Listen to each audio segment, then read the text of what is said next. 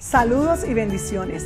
Gracias por estar con nosotros. Te invitamos a que te quedes conectado con nosotros porque sabemos que hay una palabra de Dios que ministrará a tu corazón. Yo más que nunca yo creo que Dios dispuso esta serie de estudios para un momento como este.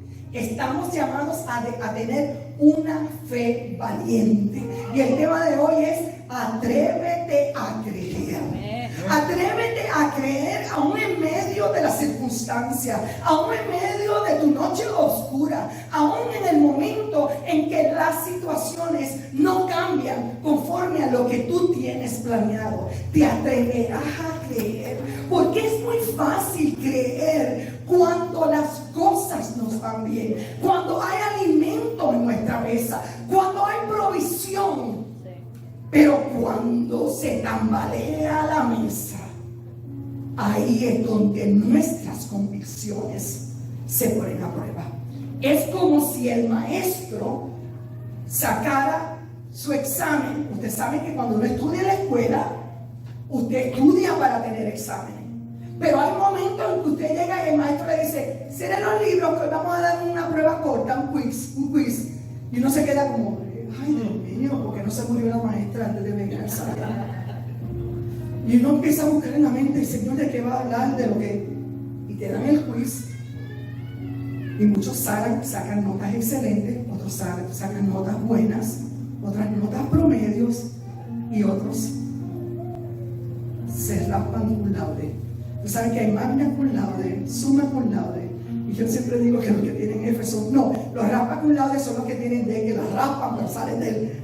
O simplemente fracasan. Pero esas pruebas están diseñadas para medir nuestra capacidad de aprendizaje. Y ahí el maestro ve las deficiencias que se tienen y empieza a trabajar con el estudiante. Eso es lo que el magisterio se supone que sea. A nivel espiritual es lo mismo.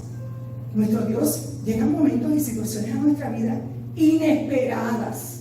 Porque si fueran esperadas, nos preparamos, ¿verdad? Pero son situaciones inesperadas que llegan a nuestra vida. Y entonces, ¿qué hace el maestro? Ver cómo están nuestras convicciones, nuestro aprendizaje, para ver si hay relación con lo que hablamos con nuestros labios, lo que leemos en la Escritura. Si hay relación entonces a cómo respondemos en medio de la necesidad.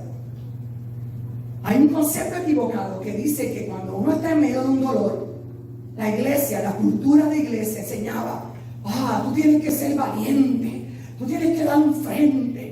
Y la valentía no se mide por no tener lágrimas. La valentía se mide por el poder y tener la firmeza espiritual de no echar atrás en tus convicciones. Pero la gente valiente llora. Y como dije hace un ratito, no lloramos como los que no tienen esperanza. Lloramos por la separación, porque ya no vamos a ver esa persona amada más. Sabemos que está en un mejor lugar, pero extrañamos su presencia. En medio de las situaciones que se nos presentan, tribulaciones, pérdidas, sean económicas, de casa, cosas materiales, sí lloramos también. No venga a decirle a la gente: ay, mira, pero ¿por qué tú estás llorando por cosas materiales? No sea insensible. Se llora. Sabemos que son cosas materiales, pero tú hablas desde la perspectiva tuya que estás bien. Pero cuando estás en el momento del dolor, o te tratas de poner los zapatos de otro, es duro.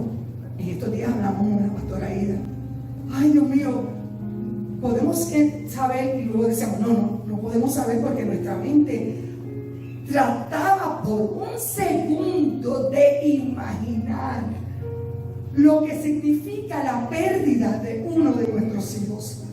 Porque la naturaleza está hecha para que los papás nos vayamos primero. Y nuestra mente humana no lo podía concebir. Comenzábamos a llorar. No, mira, yo decía, yo he tratado, pienso en Licheno, pienso en, iba a decir el bebo, el Ricky, y pienso en Ricky, y que es el bebo, y digo: no puedo. porque las fuerzas vienen para el momento específico de tu necesidad. Por eso mi pregunta es, ¿te atreves a creer? Porque es la pregunta más importante que te harán, porque de tu respuesta depende tu destino eterno. Vuelvo y te pregunto, para que lo medites, ¿te atreverías a creer? En el mensaje de hoy yo quiero contestar 2 preguntas. Número 1, ¿cuáles son los beneficios de creer en el Señor? Y número 2, ¿qué significa creer en el Señor? Voy a comenzar hablando de los beneficios que tenemos en el Señor, en Jesús. Tú puedes tomar nota de ellos. Se me ocurrieron muchísimos, pero yo lo dividí en 4 partes principales.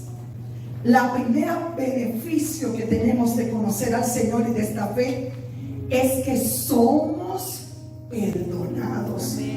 Yo soy perdonada. Usted puede repetirlo conmigo. Diga con usted, soy perdonada. Soy perdonado. Se dice fácil, pero ¿usted sabe lo que es eso? Todo el mal que hemos hecho ha sido perdonado. Una de las cosas más impactantes para mí en el momento en que yo de mi conversión fue el comprender que Dios me ama tal como soy. Y no me importa mi pasado. Yo recuerdo que yo acepté al Señor a los 9 años. Mis papás no me dejaron perseverar en la iglesia porque eran de la religión tradicional. Y cuando yo tenía como 13 años, nuestros vecinos eran creyentes y tocaron un día, un sábado, a la puerta. ¿Podríamos orar por ustedes? Esa es una de las herramientas mayores, porque casi nadie rechaza la oración. Y allí Dios nos encontró. Y recuerdo que mi papá fue el primero que levantó su mano y aceptó al Señor, y su esposa en ese instante. Y yo estaba llorando. Y me acuerdo que una de las personas se acercó y me dijo: tú sabes que el Señor te ama tal cual tú eres. Y en la rebeldía de mi adolescencia le dije: ¿tú estás seguro de lo que tú me estás diciendo a mí? Si yo lo estoy. No. Si tú supieras lo que yo soy, los pensamientos que yo tengo. En esa época, los corajes que uno le daban con los papás, que la mente cuando los regañaban a uno decía: ojalá te muera. ¿Verdad que uno ha pensado eso? Y después se arrepiente, pero se enoja con su papá. Y la persona me dijo: Cristo te ama tal y como tú eres. Y esas palabras que son fáciles, que las repetimos, hicieron un eco en mi corazón. Y pasaron las horas. Mi papá se asustó porque yo no paraba de llorar diciendo: el Señor me ama tal como soy. Que tuvieron que ir a los vecinos porque no saben: oigan, vengan, porque los vecinos dejan de llorar, llevan 3 horas llorando, y lo único que dice es: el Señor me ama tal como soy, el Señor me ama tal como soy. Y una de las cosas que hasta este momento a mí me impacta es: Señor, tú me amas tal como soy. Yo no tengo que mejorar, o yo no tengo que hacer estas cosas bien para que tú me amas. Usted sabe que los papás, lo decía ayer en el quinceañero, los papás condicionamos a nuestros hijos. Si te portas bien, yo te voy a dejar salir o te voy a comprar esto. Pero si tú no te portas bien, vas a ir a tu cuarto. Estoy enojada contigo y vas a estar castigado. Está bien, eso es un método, ¿verdad?, de corrección. Está bien. Pero nuestro Dios no es así. Nos dice: mira, Rosemary, mira, Noel, mira, Ricardo, yo te voy a amar si tú haces esto, pero cuando tú no hagas eso, yo te voy a dar la espalda. No, Dios nos ama tal y como somos. No importando mi pasado, Él me ama, me perdona y me restaura. Romanos 3:22, en la Nueva Traducción Viviente, dice: Dios nos hace justos a sus ojos cuando ponemos nuestra fe en Jesucristo. Y eso es verdad para todo el que cree, sea quien fuere. Miren, ese versículo en esa versión me gustó. Y eso es verdad para todo el que cree, fuere quien fuere. Gloria al Señor. Cuando Pablo le escribió esta carta a los romanos, le estaba hablando tanto a judíos y a gentiles en general. Me gusta mucho, como dije, esa parte de la versión que dice: y es verdad para todo el que cree, sea quien fuere. No importa lo que hayas hecho, porque a lo mejor ahora tu mente está, déjame buscar. No importa ni por cuánto tiempo lo hiciste o dónde lo hiciste. La realidad es que si crees en Jesús, eres salvo y tus pecados son perdonados. Gloria al Señor. Puedes ser perdonado. Todo tu pasado queda atrás y tú puedes seguir caminando con el Señor. Y tenemos la bendición de que tenemos un abogado que está sentado a la diestra de Dios el Padre. Como una zona de juez está el juez, que es Dios, está el acusador, que es el enemigo, pero a la derecha de Dios está Jesús, para cuando el enemigo le dice, ese no sirve, ese no vale, ella dijo que iba a ser, él dijo que iba a ser, pero mira Dios, y cuando Dios va a levantar la mano, eso es verdad, Jesús le dice, espérate padre, acuérdate que yo fui a la cruz y mi sangre está derramada sobre esa vida. Aleluya, dale ese aplauso fuerte al Señor. Y una vez más se extiende la misericordia. ¿Cómo no amar a un Dios así?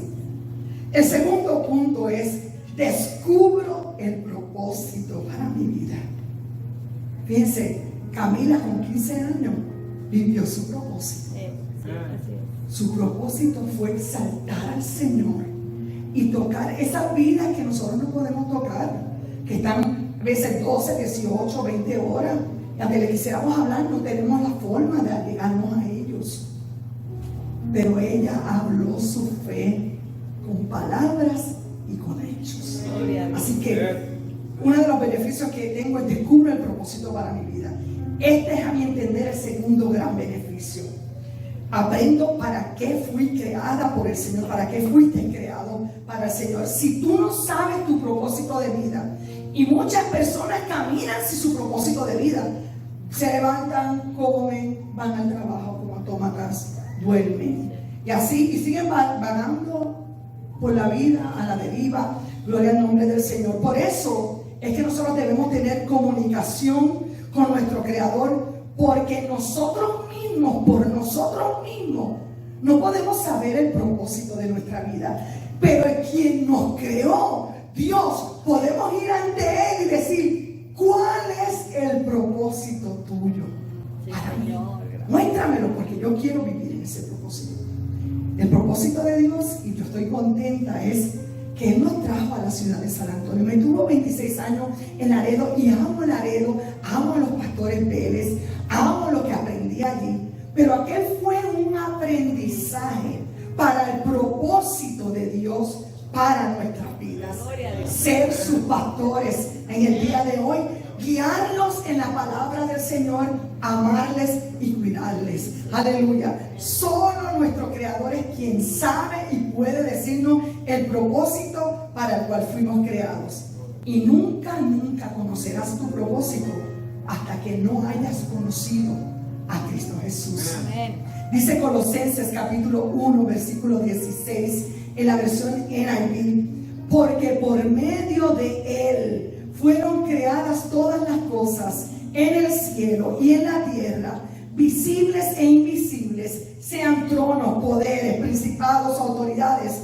Todo ha sido creado por medio de Él y para Él. ¿Quiénes somos? En nuestra identidad. Quien tú eres es lo que es tu identidad. Pero para lo que estamos viviendo, ese es nuestro propósito. Y eso es lo que tenemos que buscar. Busqué un comentarista, Bicon es uno de mis preferidos, sobre este versículo, y él menciona sobre esta porción: el hombre no crea nada, pero Dios crea de la nada. El hombre no puede crear, pero Dios de la nada. ¿Se acuerdan de Génesis 1:1? Que estaba todo desordenado y Dios de la nada creó. Pues Dios puede crear su propósito en nosotros. Aleluya. Y es en el Señor quien descubrimos eso. Aleluya. Dice Efesios 1:11 en la traducción lenguaje actual: por medio de Cristo, Dios nos eligió desde un principio para que fuéramos suyos y recibiéramos todo lo que Él había prometido. Así lo había decidido Dios, quien siempre lleva a cabo sus planes. Dios es un Dios que cumple lo que Él promete. Si Dios te ha dado una palabra a tu vida, si Dios te ha dicho que tiene un propósito en tu vida, persiste y camina hacia ese propósito, porque Dios lo va a cumplir. Lo tercer beneficio que tenemos es: obtengo las fuerzas de Dios. Pero cuando tú piensas, ok, obtengo las fuerzas de Dios, ¿para cuándo? Para los momentos difíciles. Para todo, hermano, hasta para vivir nuestra vida a diario. Tengo el recurso de ir ante su presencia y tener fuerza. Pero usted puede pensar, gran cosa que dijo la pastora, o como se dice en inglés, it's not a big deal. Pero cuando usted lo paraliza el miedo, cuando usted tiene situaciones que no puede manejar, usted tiene la confianza, como estudiamos en Santiago, que usted puede ir al Señor: dame la sabiduría, dame las fuerzas, y usted puede, en el nombre del Señor, continuar hacia adelante. Mire, el problema para la mayoría de las personas, el problema número uno no es la preocupación, no es el miedo, no es la culpa, ni el aburrimiento o la amargura. El problema número uno de las personas de la generación que nosotros vivimos es el cansancio. Continuamente escucho personas decir: ay, Dios mío, yo estoy cansada todo el tiempo, no logro hacer todas las cosas que tengo pendientes, hago una lista de las cosas que tengo que hacer, pero pasa el día y puedo lograr uno o dos porque el cansancio me domina. Estoy enfermo y estoy cansado de estar enfermo y cansado. He oído personas: ya estoy enfermo de estar enfermo y cansado. No tengo las energías suficientes para lo que tengo que hacer. Y la razón por la cual tú te sientes cansado es porque no tienes fuerzas. ¿Por qué? La razón es que tú no estás conectado al poder de Dios y estamos tratando de vivir nuestras vidas en nuestras propias fuerzas. Y eso no funciona. No hay forma de que puedas cumplir el propósito de tu vida sin estar conectado con Dios. Es como los enchufes. ¿Se acuerdan el día del aniversario? Que estaban cantando aquí emocionados y alguien se enredó atrás. En el momento se fue la guitarra. ¿Se dieron cuenta de eso? Estaban todos. No sé, gloria a Dios. Pero si pasó. Los técnicos corrieron y enchufaron rápido. Porque no hay poder cuando no se está conectado. Y si tu vida no está conectada a la presencia del Señor, déjame decirte que tus fuerzas humanas se van a acabar y te vas a cansar y te va a dar un burnout. Pero cuando nos conectamos a Dios, podemos seguir hacia adelante. Isaías 40:29, en la Nueva Traducción Viviente, dice: Él da poder a los indefensos y fortaleza a los débiles.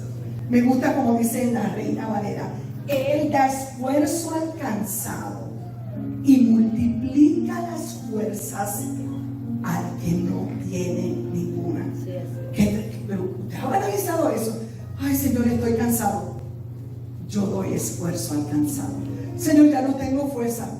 Yo multiplico las fuerzas al que no tiene ningunas. Gloria al nombre del Señor. Efesios 1:19-20, la traducción lenguaje actual, dice: pido también que entiendan bien el gran poder con que Dios, en las negritas y el underline es mío, está en la Biblia, con que Dios nos ayuda ¿en qué?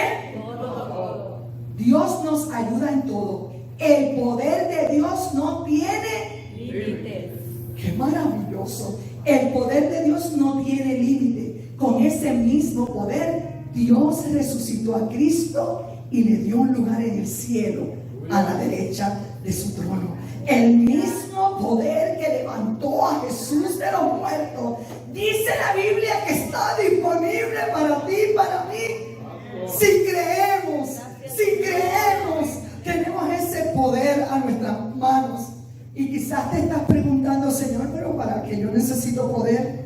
Mira, amado, no necesitamos más de lo que podemos imaginar. Sí, así es. Necesitamos el poder de Dios para que cambie las cosas que nosotros mismos no podemos cambiar. Cuando nosotros vivimos conectados a la fuente de fuerza que es Jesús, que es Dios, todo lo que le impida a usted actitudes que usted sabe en su interior, porque levante su mano, quienes todos los que cuando se van a acostar van a poner su cabeza en la almohada, unos segundos empiezan a recapitular en lo que hicieron el día y se van dando cuenta, ay, Señor, yo te fallé en esto. Ay, Señor, yo no debí decirle así, no le debí hablar así a mi esposo, o yo no le debí hablar así a mis hijos. Y empezamos esa negociación con Dios. Dios mío, ¿cuántas veces te he pedido esto? Quiero ser diferente, quiero hablarle a mi esposa, a mi esposo, a mis hijos, a mis compañeros, pero hay algo en mí que no me lo permite, no puedo cambiar. O un vicio, como Ricky le estaba hablando ayer a una persona, sí, el vicio de la marihuana por mucho tiempo, iba a la iglesia, porque estamos hablando de cómo yo me enamoré de él, porque yo lo miraba pasar por la iglesia, porque antes de que se acabara el culto, Ricardo se iba, tenía una moto y todavía abajo la moto, rum, rum, y se iba. Y yo decía, ¿por qué se va antes de que el culto se termine? ¿Por qué?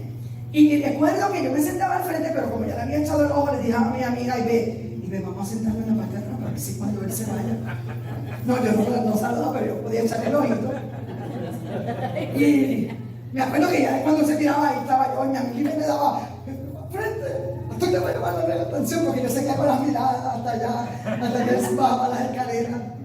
Y él dice, por mucho tiempo fui a la iglesia, no podía quebrar mi hábito de fumar marihuana, porque Ricardo padecía de insomnio y él dice que él usaba la marihuana para poder dormir. Pero dice, y un día no dejé de ir a la iglesia, llegó de un servicio y dije, Señor, hasta aquí, no más marihuana.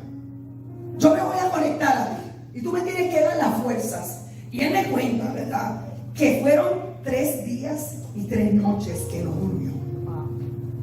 Puso la emisora cristiana, no fue al trabajo, adoraba al Señor, y ya usted sabe, el deseo, el cansancio. No, Señor, hasta que ahora Dios lo libere. Usted necesita el poder de Dios para que cambie las cosas que usted mismo no puede cambiar. ¿Qué cosas? Áreas de su personalidad, cosas del pasado, formas en que actúas y te desenvuelves en la vida que no te gusta. Quizá lo tratamos en nuestra fuerza y por un breve tiempo funciona, pero luego nos rendimos y nos renunciamos. Necesitas un poder más grande que el tuyo para que hagas cambios. Tú necesitas el poder de Dios en tu vida. Cuando nosotros nos equivocamos y la embarramos y nos sentimos fracasados, necesitamos el poder de Dios en nuestra vida. Porque hay gente que va a decir, mira para allá, yo lo sabía, yo te voy a advertir que tú vas a caer. Pero necesitamos el poder de Dios que diga, no te preocupes, tú caíste, pero dame la mano. Vamos, levántate, sigue hacia adelante. Y ese es nuestro Dios. Dios nos da las fuerzas para vivir un día a la vez, para enfrentar las situaciones o las circunstancias que se nos presenten. Número 4, tengo vida eterna. Sí, Señor, amén. Ese es el consuelo más grande que tenemos. Yo tengo la alegría de que cuando yo entre al cielo, yo pueda ir corriendo a la casa donde está Camila. Yo pueda ir a la casa donde están mis papás. Y yo pueda mirar allí a toda la gente que persistió en su fe. La resurrección probó 3 cosas. Número 1, primero probó que Jesús era exactamente quien había dicho que él era. Él dijo, yo soy el Hijo de Dios, el Dios que se hizo humano para morir por tu pecado. ¿Qué probó la resurrección? Número 2, probó que resucitó al tercer día como él lo había dicho. La muerte no lo pudo detener. Y tercero, que la vida no termina al morir. Gracias, Señor. Si creemos en Dios, hay vida después de la muerte. Y nuestra vida eterna no tiene que esperar hasta que estemos allá del otro lado con el Señor.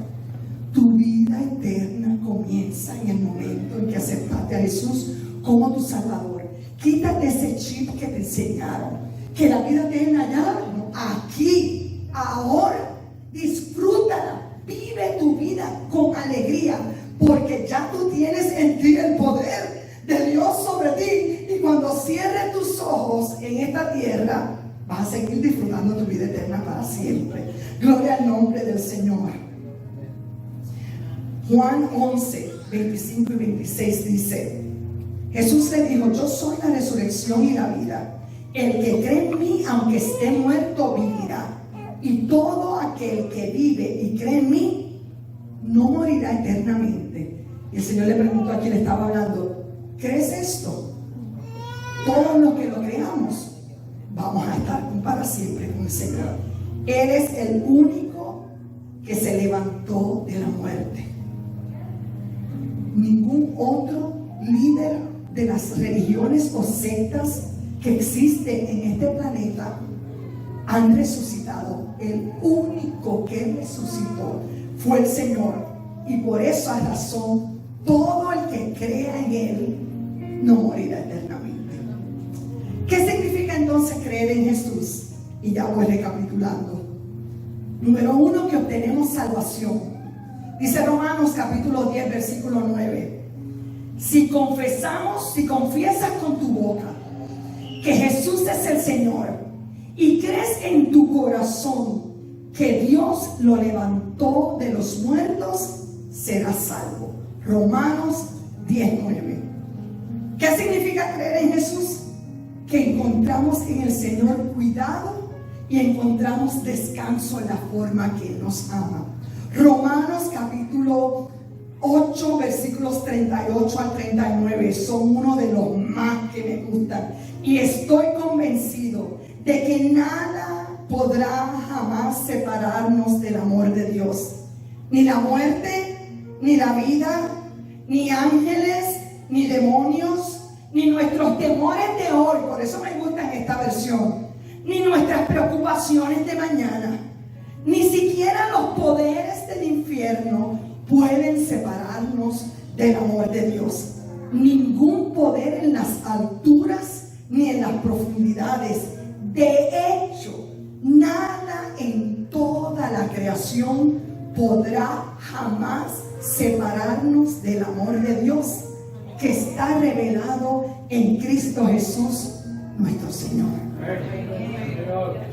Dice, ningún poder, nada podrá separarnos del amor de Dios. Disfruta esa verdad. ¿Qué significa creer en Jesús? Que usas tu vida para servir a los demás.